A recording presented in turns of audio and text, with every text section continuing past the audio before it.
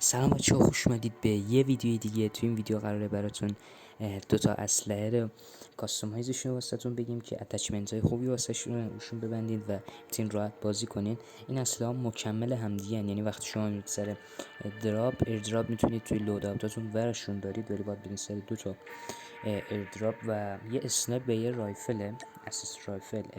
اسنایپمون حالا دقیقا همون اسنایپ نی، یه کیلوه که تو بخش اسنایپ شما نمیتونید برش دارید، باید بیاین تو بخش مارکسمن برش دارید و میشه به عنوان یه اسنایپ ازش استفاده کرد، چون همونطور که سمت راست میید دمیج خیلی خوبی داره، 101 و رنج بالایی هم داره و نمیشه خیلی رنج دور رو باش زد. یعنی شما چیزی که با اسلحه لوکاس مثلا میخواید رنجی رو بزنید، با این نمیتونید بزنید.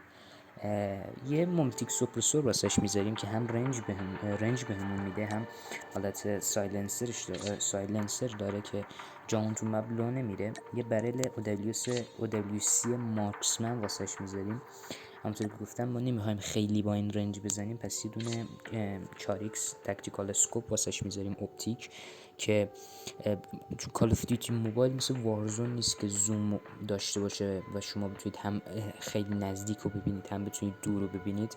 به خاطر همین یه اسکوپی رو برمیداریم که نه خیلی دور باشه نه خیلی نزدیک، چون میشه 6x هم واسش گذاشت و 2 نوع هم داره، ولی خب من خودم باش اونجوری بازی کردم اصلا نمیشه اونجوری باش اسنایپ زد.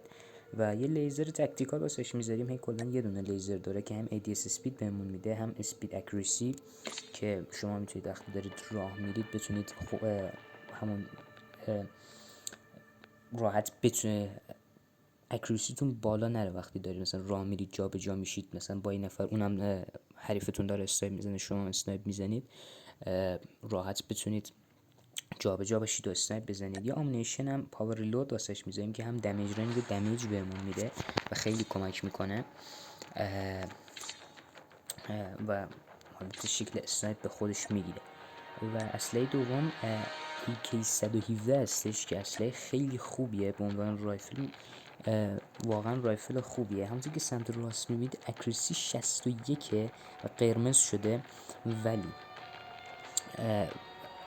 توی AK-117 به خاطر برلی که داره OWC مارکسمن اکریسیش خوب شده و اپتیکی که داره هولوگراف، میتونید راحت اکریسی رو کنترل کنید، ولی کنترلش سخته. یعنی اینکه مستقیم میره بالا یکم سخت میکنه کارو، ولی چپ و راست کردنش که اکریسی هستش راحت تره. این اپتیک سوپرسور واسش میذاریم OWC مارکسمن، یه هولوگراف به عنوان اپتیک، یه ریر گریپ واسش.